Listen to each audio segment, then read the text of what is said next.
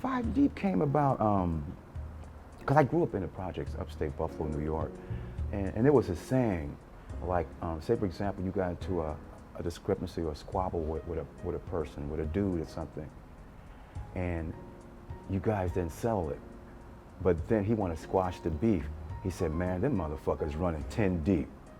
That means 10 motherfuckers coming to whip your ass. Like, wow, man. I started going back to my youth. I said, yeah, five deep. They rolling five deep. But this is a positive piece. They just going to party.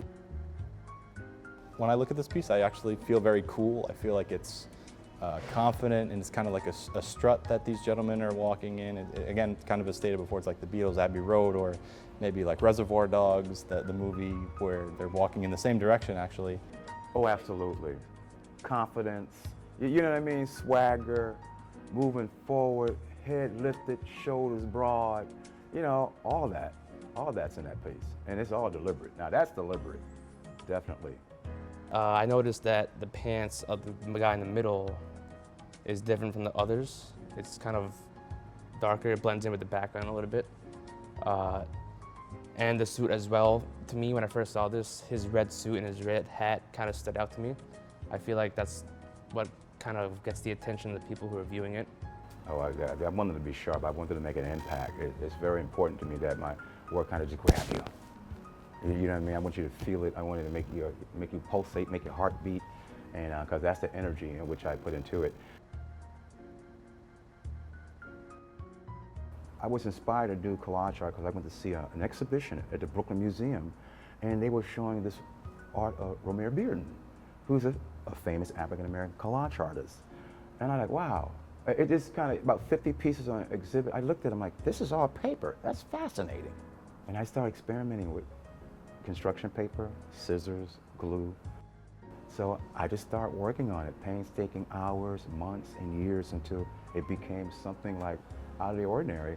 And it lets you know that it's painstaking hours and months to create what I do. This is not just painting like a portrait or picture. These are cuts. And all the paper, I hand paint, you know, with watercolors and acrylics and house paint, everything but the kitchen sink. So a lot of times my tapestries, I design all of them. Because you know, when I was at Pratt, I wanted to be a designer in some sorts. You know, I wanted to be a textile designer. I wanted to be a fashion designer for men's clothing. So a lot of times, even with the men's suits and Five Deep, I like to do clothes and haberdashery and French cuffs and tie pins, stuff that men don't really wear anymore.